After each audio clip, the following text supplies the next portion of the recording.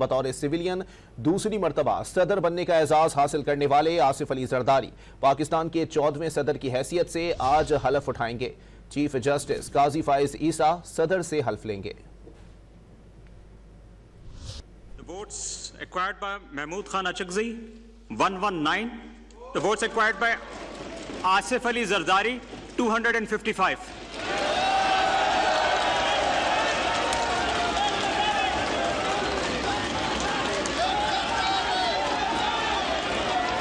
آصف زرداری بھاری اکثریت سے صدر منتخب، دوسری بار صدر بننے والی پہلی سول شخصیت بن گئے۔ الیکشن کمیشن کے مطابق آصف زرداری 411 ووٹ حاصل کر کے صدر منتخب ہو گئے اور مد مقابل امیدوار محمود خان اچکزئی نے 181 ووٹ حاصل کیے۔ الیکشن کمیشن کے مطابق اس وقت الیکٹورل کالج میں 1185 نشستیں ہیں، جن میں سے 92 نشستیں خالی ہیں۔ یوں صدارتی انتخابات میں 1093 ووٹرز نے حصہ لینا تھا۔ صدارتی انتخاب میں 1044 ممبران نے اپنا ووٹ ڈالا، جن میں سے 1035 ووٹ درست قرار پائے۔ الیکشن کمیشن کے مطابق سرکاری نتیجہ فارم 7 پر تیار کر کے وفاقی حکومت کو اتوار کو ارسال کر دیا جائے گا۔ پارلیمنٹ ہاؤس میں 381 ارکان نے ووٹ کاسٹ کیا، جن میں سے آصف زرداری نے 255 ووٹ حاصل کیے۔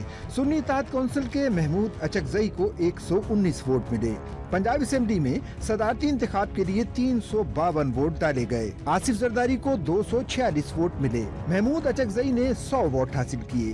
سندھ اسمبلی میں 168 ووٹ کاسٹ ہوئے۔